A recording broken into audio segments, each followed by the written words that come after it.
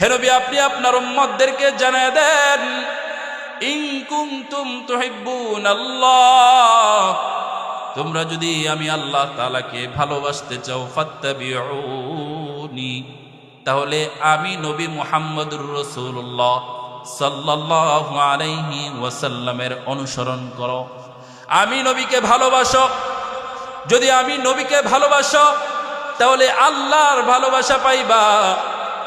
আমি নবীকে যদি অনুসরণ করো, আমরা যদি নবীকে অনুসরণ করি, তাহলে আল্লাহ বলেন নবীর অনুসরণের মাধ্যমে, নবীর ভালোবাসার মাধ্যমে আমরা কার ভালোবাসা পাবো?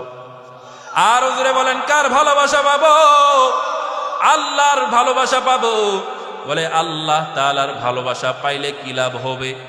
আল্লাহ রব্বুল আলামিন বলেন, প্রথমে যদি নবীর অনুসরণ করো তাহলে দুইটা পুরস্কার আল্লাহ তাআলা তোমাদেরকে দিবেন। কথা বলেন, কয়টা পুরস্কার? এক নম্বর পুরস্কার হলো আল্লাহ রব্বুল আলামিন বলেন, ইউহিব্বুকুমুল্লাহ, আল্লাহ তাআলা তোমাদেরকে ভালোবাসবেন। আপনাদের কাছে আমার জিজ্ঞাসা, আল্লাহ তাআলা এত সুন্দর করে মানুষ বানাইলেন, যেই মানুষের মধ্যে এত সুন্দর সুন্দর নিয়ামত দিছেন, দুইটা চোখ দিয়া দেখার নিয়ামত দিছেন, আল্লাহ তাআলা শ্বাস প্রশ্বাসের নিয়ামত দিয়েছেন, মানুষের ভিতরে একটা হৃদযন্ত্রের নিয়ামত দিয়েছেন, যার কোনো একটা যদি সামান্য পরিমাণ বিকল হয়ে যায় তাহলে ওই মানুষটার বাঁচা সম্ভব না। আল্লাহ তাআলা এত নিয়ামত দিয়েছেন, ওই আল্লাহ তাআলাকে ভালোবাসতে বলছেন। আল্লাহ রব্বুল আলামিন বলেন, ও আল্লাহ তাআলাকে ভালোবাসো, যেই আল্লাহ তাআলা তোমাকে এত পরিমাণ নিয়ামত দিয়েছেন। ওই আল্লাহ তাআলাকে যদি ভালোবাসতে চাও, নবীর অনুসরণ করো।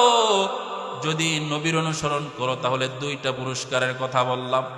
এক নম্বর পুরস্কার হলো আল্লাহ তাআলা তোমাদেরকে ভালোবাসবেন।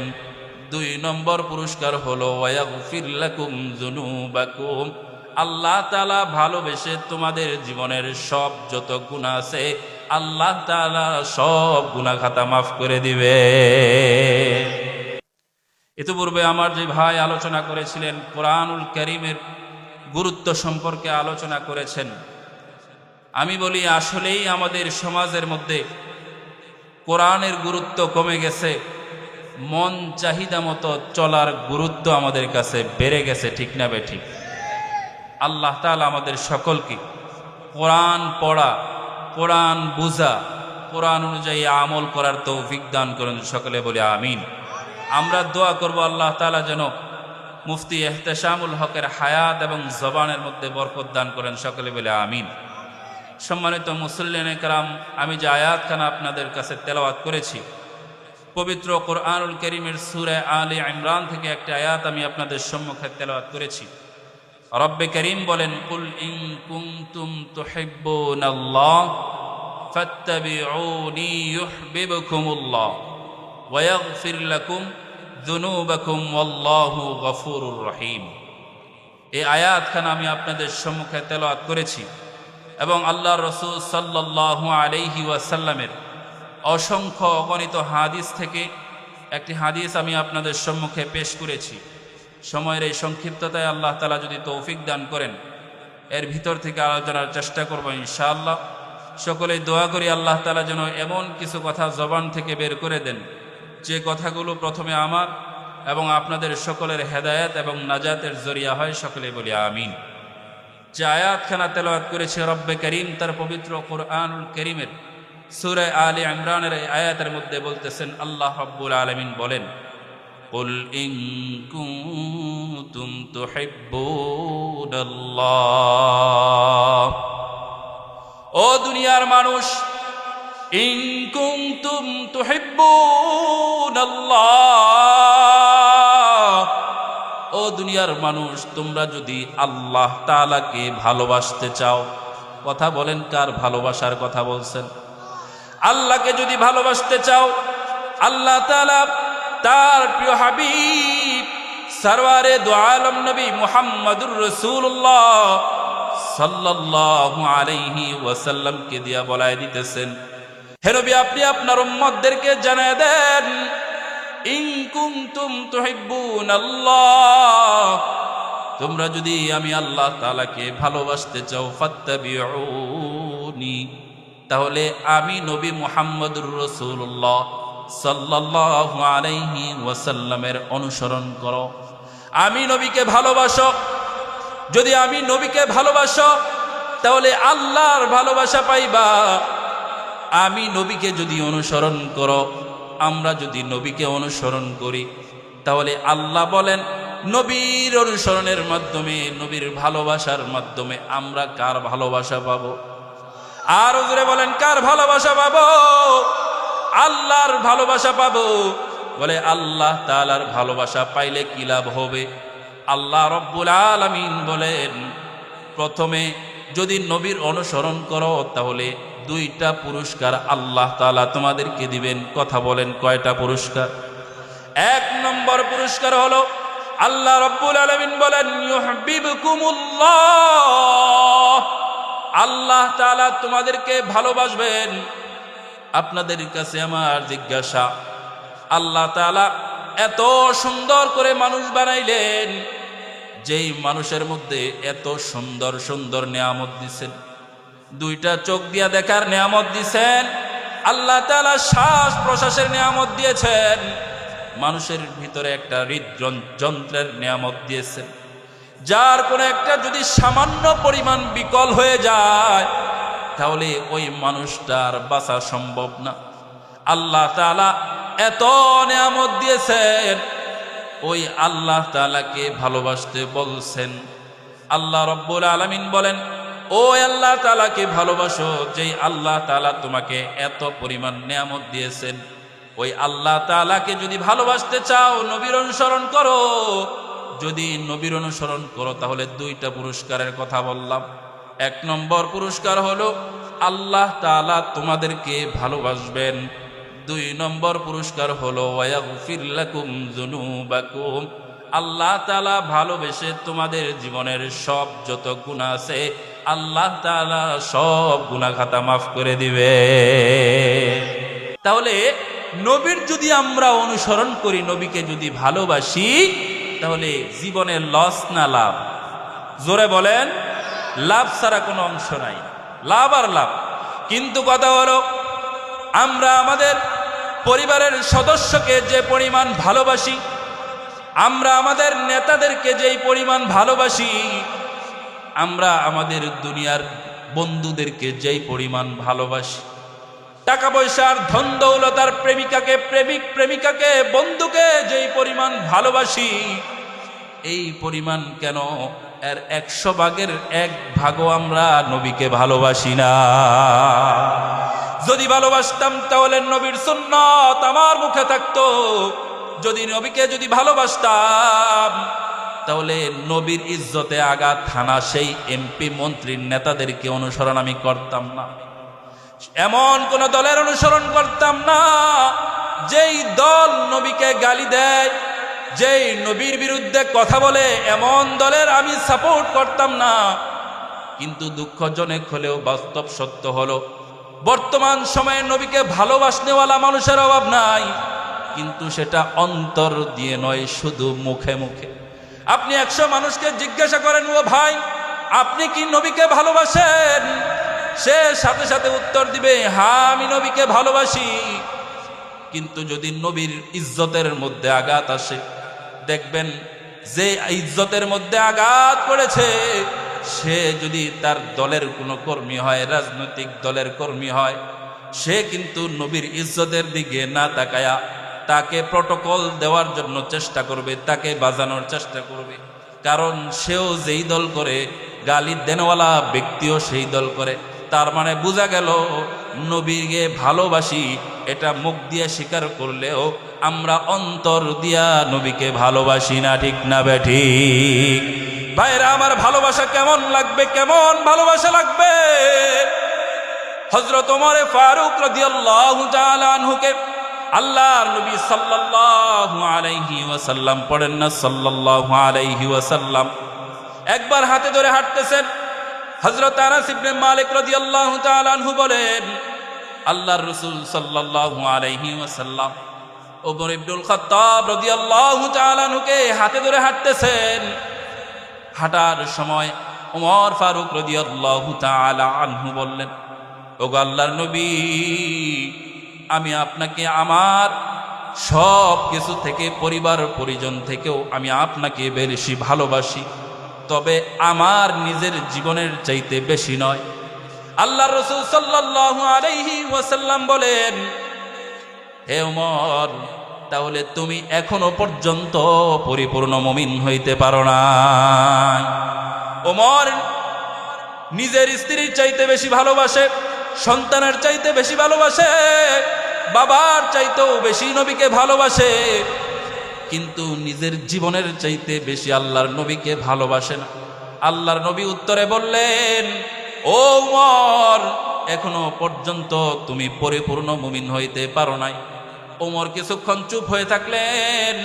চুপ হয়ে থাকার পরে এইবার বলতেছেন, ও আল্লাহর নবী, এখন আমি স্বীকার করলাম, এখন আমি আমার জীবনের চাইতেও বেশি, দুনিয়ায় যত বন্ধু বান্ধব আছে, স্ত্রী পুত্র আপনজন আছে, আমার নিজের নফসের চাইতেও বেশি, শরীরের চাইতেও বেশি, সব কিছু থেকে বেশি আমি আল্লাহর রসুল আপনাকে ভালোবাসি। আল্লাহর রসুল সাক্ষ্য দিলেন, ও উমর, এখন তুমি পরিপূর্ণ মুমিন হয়েছ। একবার চিন্তা করেন তো, আমরা কয়জন মানুষ এমন আছি যারা নাকি আল্লাহ এবং তার রসুলকে নিজের জীবনের চাইতে ভালোবাসি? কয়জন এমন আছি যারা নাকি আমাদের বন্ধু, আমাদের স্ত্রী, সন্তান থেকে বেশি ভালোবাসি? আছে এরকম? পাওয়া দুষ্কর। একটা ছোট্ট ঘটনা আমি আপনাদেরকে শোনাই। হযরত মুসআব ইবনে উমাইর রাদিয়াল্লাহু তাআলা আনহু মক্কার অধিবাসী ছিলেন। মুসআব ইবনে উমাইর রাদিয়াল্লাহু তাআলা আনহু মক্কার মধ্যে এমন একটা পরিবারের সদস্য ছিলেন, এমন একটা পরিবারের সন্তান ছিলেন, যেই পরিবারের সদস্যরা মুসআব রাদিয়াল্লাহু তাআলা আনহুর বাবা সম্ভ্রান্ত পরিবারের একজন মানুষ ছিলেন। মুসআব রাদিয়াল্লাহু তাআলা আনহুর বাবা তার সন্তান মুসআবকে ওই সময়ে রূপার দেরহাম, রূপার 200 দেরহাম দিয়ে একটা জামা ক্রয় করে দিতেন, যার বর্তমান মূল্য 50,000 বা 60-70 বা তার থেকেও বেশি। বর্তমানে রূপার দাম কিন্তু অনেক বাড়ছে। আজ থেকে 1-1.5 বছর আগে রূপার দাম ছিল, ভরি ছিল 1000 টাকা, এখন রূপার ভরি 3000, 3500 টাকা। তাহলে বর্তমানে যদি হিসাব করি, যার দাম লাখ টাকা পর্যন্ত পার হয়ে যায়। এত পরিমাণ দামি জামা কাপড় মুসআব রাদিয়াল্লাহু তাআলা আনহু পরতেন। পাশাপাশি এমন সুগন্ধি ব্যবহার করতেন যেই সুগন্ধি মক্কার ভিতরে আর কেউ ব্যবহার করত না। মুসআব রাদিয়াল্লাহু তাআলা আনহু রাস্তা দিয়া যখন হাইটা যাইতেন, কোনো মানুষ যদি পিছন পিছন আসতো বুঝতে পারত এই রাস্তা দিয়া মুসআব গেছে, কারণ এত দামি সুগন্ধি আর কেউ ব্যবহার করত না। এই মুসআব রাদিয়াল্লাহু তাআলা আনহু আল্লাহর নবীর কাছ থেকে যখন দ্বীনের দাওয়াত পেলেন, সাথে সাথে তিনি নবীর ভালোবাসায়, নবীর মোহাব্বতে তিনি ইসলাম ধর্ম গ্রহণ করলেন। ইসলাম ধর্ম গ্রহণ করার পরে যখন তিনি রসুলের দরবারে যাতায়াত করেন, রসুলের কাছে আসা যাওয়া করেন, তার মা বিষয়টা টের পেয়ে তাকে ঘরের মধ্যে বন্দি করে রাখছে। মুসআবের মন তো আর মানে না। দেখবেন কোনো ছাড়া পাখি যদি আপনি খাঁচার ভিতর বন্দি করেন, দেখবেন ওই পাখিটা বের হওয়ার জন্য ছুটাছুটি করে, ঠিক না বে ঠিক? মুসআব রাদিয়াল্লাহু তাআলা আনহুর ভিতরে শুধু ভালোবাসার বন্ধন, নবীর ভালোবাসা অন্তরে কাজ করতেছে। নবীর সাথে সাক্ষাৎ হয় না, ওনার ভালো লাগতেছে না, কি করা যায়? অবশেষে ঘর থেকে পালায়া মুসআব রাদিয়াল্লাহু তাআলা আনহু হাবশায় হিজরত করে গেলেন। 1 দিন যায়, 2 দিন যায়, 3 দিন যায়। সময় যখন অতিবাহিত হয়ে যায়, মুসআব রাদিয়াল্লাহু তাআলা আনহু চিন্তা করলেন, যার ভালোবাসায় আমি ইসলাম ধর্ম গ্রহণ করলাম, তার সাক্ষাৎ যদি না পাই তাহলে তো এই জীবন রেখে লাভ নাই, আমার তো ভালো লাগে না। মুসআব রাদিয়াল্লাহু তাআলা আনহু সেই হাবশা থেকে আবার হিজরত করে মক্কায় চলে আসলেন। মক্কায় যখন চলে আসলেন, মুসআবের মা তখন তাকে ঘরের মধ্যে বন্দি করে রাখলো। এইবার যখন ঘরের মধ্যে বন্দি করে চেষ্টা করতেছে, মুসআব রাদিয়াল্লাহু তাআলা আনহু বললেন, হাতের মধ্যে একটা ছুরি নিলেন। ছুরি নেওয়ার সাথে সাথে মাকে বললেন, ও মা, তুমি যদি এইবার আমাকে নবীর দরবারে যাওয়া থেকে বাধা দাও, তাহলে দেখো এই যে ছুরি দিয়া আমার সামনে যাকে পাই আমি তাকে হত্যা করে ফেলবো।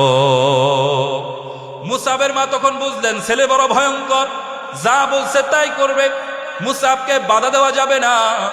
অবশেষে মা যখন নিরুপায় হয়ে দেখলেন ছেলে চলেই যাবে, মা তখন বললেন, ও আমার ছেলে মুসাব, তুমি যদি মুহাম্মাদের দরবারে যেতে চাও তাহলে তোমার জন্য একটা শর্ত হলো, তোমাকে যে এই যে 200 দিরহাম দিয়ে কাপড় ক্রয় করে দিতাম, এই যে দামি দামি সুগন্ধি ক্রয় করে দিতাম, এই সব কিছু খুলে বাড়িতে রেখে তারপরে তুমি যাও।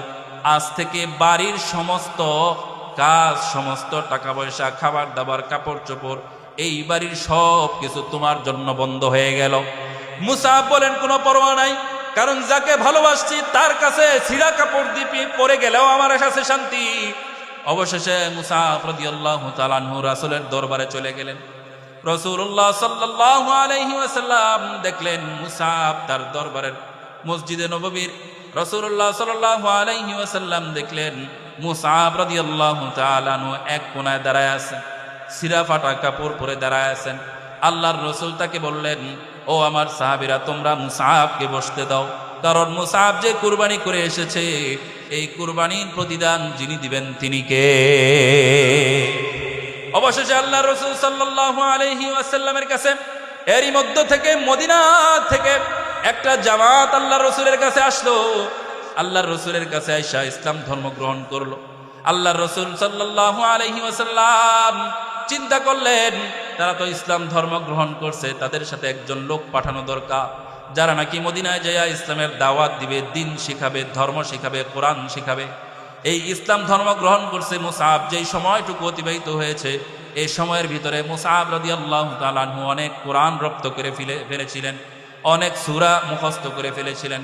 আল্লাহর নবী চিন্তা করলেন, মুসাবের চেয়ে আর কোন যৌক্তিক লোক, অনেক উপযুক্ত লোক আর কেউ নাই, কারণ মুসাব হলো সম্ভ্রান্ত পরিবারের একজন সন্তান, দেখতে শুনতেও ভালো, কথা বলার স্টাইলও ভালো, ডেডিকেটেড একজন পার্সন।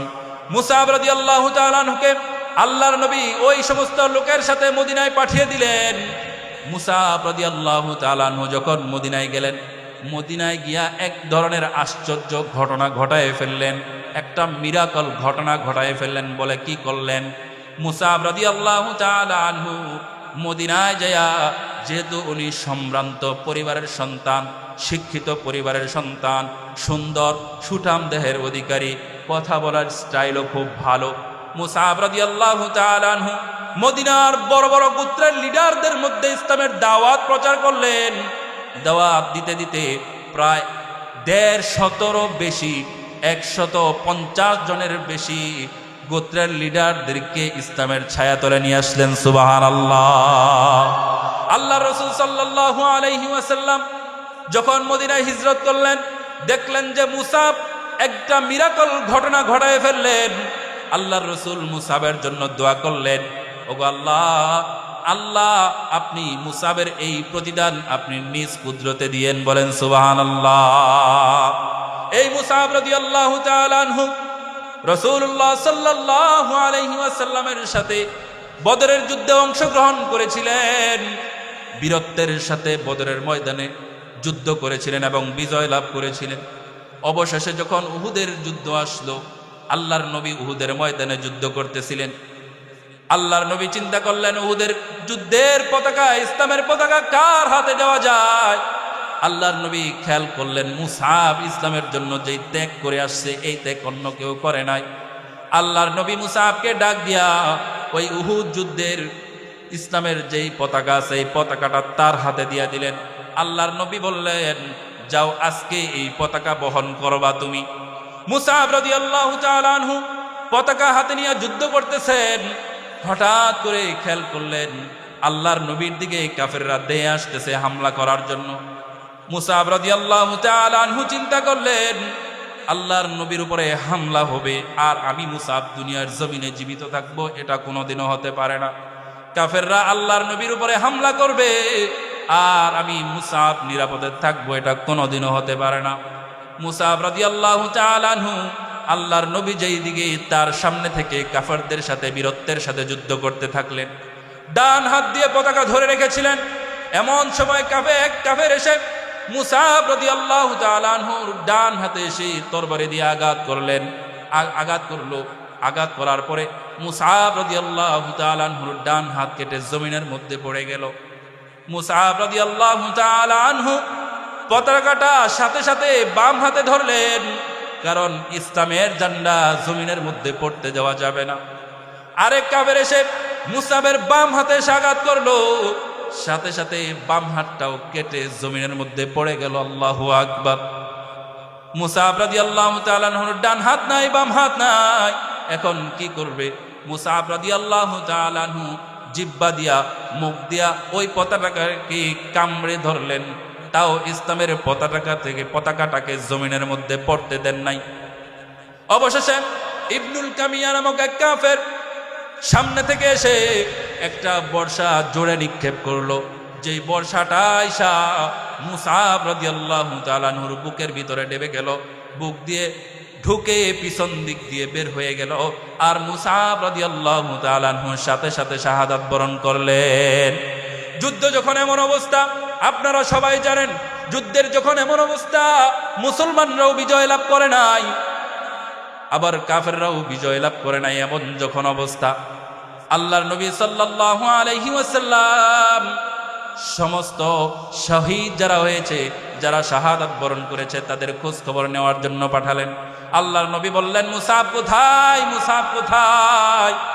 অবশেষে আল্লাহর নবীর সাহাবীরা মুসাবকে যখন আল্লাহর নবীর কাছে আনলেন, আনার পরে দেখলেন মুসাব শাহাদাত বরণ করেছে। আল্লাহর নবী সাহাবাদেরকে লক্ষ্য করে বললেন, ও আমার সাহাবীরা, তোমরা মুসাবের জন্য দুঃখ করো না, কারণ মুসাব যে ইসলামের জন্য ত্যাগ করেছে, এটার প্রতিদান যিনি দিবেন তিনি কে? আল্লাহর নবী বললেন, তোমরা কষ্ট পেও না, আজকে মুসাব শাহাদাত বরণ করেছে, এই মুসাবকে আমি নিজে কবরের ভিতরে নামাবো, আমি নিজেই তাকে দাফন দিব। অবশেষে যেই মুসাব মক্কার ভিতরে 200 দিরহাম খরচ করে কাপড় পরতেন, মক্কার সব থেকে দামি দামি সুগন্ধি যেই মুসাব ব্যবহার করতেন, ওই মুসাবকে যখন আল্লাহর নবী কবরের ভিতরে নামালেন, দেখা গেল মুসাবকে যেই কাপড় দিয়ে কাফন দেওয়া হয়, ওই কাফন দিয়ে যখন মুসাবের মাথা রাখা হয়, মুসাবের পাটা খুলে যায়। আবার পা যদি ঢাকা যায়, মুসাবের মুখটা খুলে যায়। আল্লাহর নবী এই অবস্থা দেখি দর দর করে কেঁদে ফেললেন। আল্লাহর নবী বললেন, ও মুসাব, তোমার যে প্রতিদান, এই প্রতিদান দুনিয়ার কোনো মানুষ দিবে না, এই প্রতিদান যিনি দিবেন তিনি আমাদের আল্লাহ। তাহলে একবার চিন্তা করেন, কেমন ভালোবাসছেন নবীকে। ইচ্ছা করলে তিনি রাজকীয় অবস্থায় জীবনটা কাটাইতে পারতেন, ভোগ বিলাসে জীবন কাটাইতে পারতেন। নবীর ভালোবাসায় নিজের বাবাকে ছাড়লেন, মাকে ছাড়লেন, নবীর ভালোবাসায় ধন সম্পদ ভোগ বিলাস ছেড়ে দিলেন। এমন অবস্থা যে মরার পরে, শাহাদাতের পরে কাফনের কাপড়টাও পুরোপুরি হয় না। ভাইরা আমার, এই ঘটনা বলার উদ্দেশ্য এটাই, ভালোবাসা কেমন বাসতে হবে।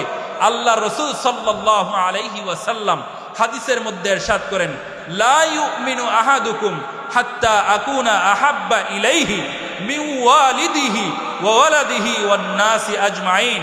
আল্লাহর নবী বলেন, লা ইউমিনু আহাদুকুম, তোমাদের কেউ ততক্ষণ পর্যন্ত পরিপূর্ণ মুমিন হইতে পারবে না যতক্ষণ পর্যন্ত তোমাদের ভিতরের যেই ভালোবাসাটা আছে, এই ভালোবাসাটা যতক্ষণ না হবে ততক্ষণ পর্যন্ত তুমি পরিপূর্ণ মুমিন হইতে পারবে।